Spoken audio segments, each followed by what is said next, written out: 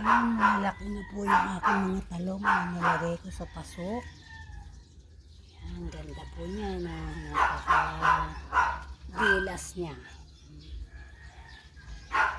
Bubunga na po siya. Mag-umpisa na siya. Yan na, yan na.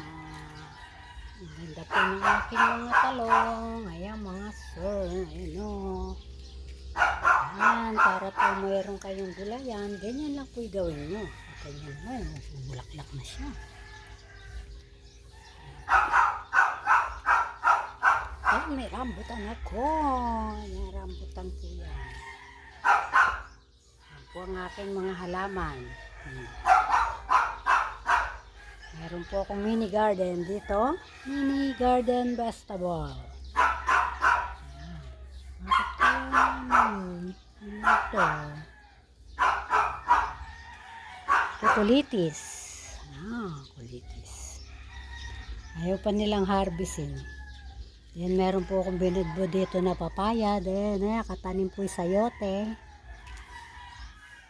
Palaya, halugbati.